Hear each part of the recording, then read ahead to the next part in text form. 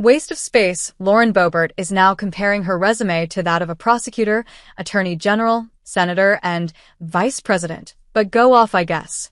The 2024 election is nearly upon us, and the far-right lunatics propping up our nation's worst president are getting desperate. Donald Trump's team is grasping at straws.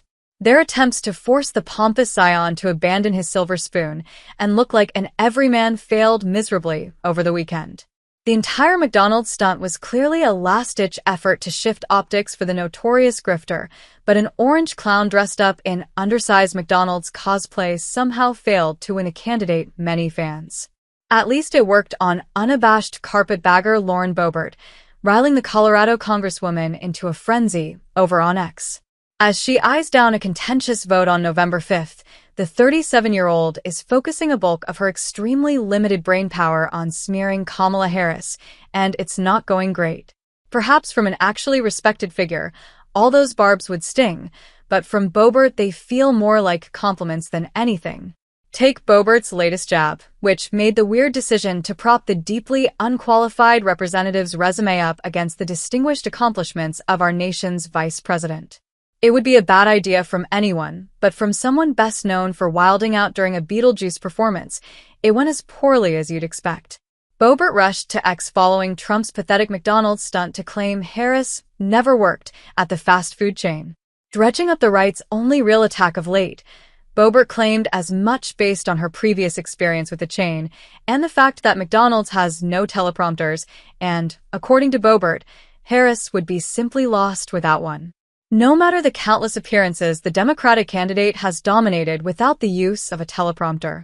Even recent claims from the pointlessly irate MAGA masses were disproven after outraged Trumpers tried to blast Harris for using a teleprompter at an unscripted town hall. You know, the same teleprompter that wasn't actually there for the candidates, that appeared at Trump's town hall a week later. Boebert's biggest mistake in firing off that absurd tweet was comparing her resume to Harris's. Boebert propped herself up as an example of what Harris cannot be, and the internet responded with a resoundingly condescending baby girl. Harris is a former criminal prosecutor, district attorney, attorney general, senator, and the current vice president of this nation. Her resume is absolutely stacked with impressive accomplishments, and yet she still touts that long-ago stint at McDonald's as a major pillar of her career history. That's largely because she gained the experience, as so many of us in the service industry do, of how to handle average, outraged Americans in need of their coffee or McMuffin fix.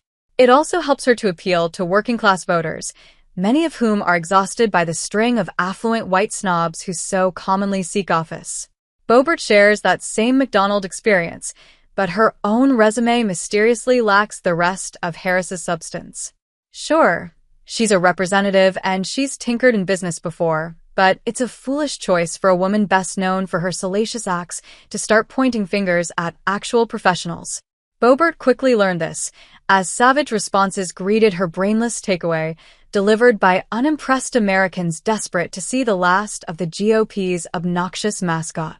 We could actually see that optimistic future in just a few weeks, if voters are smart.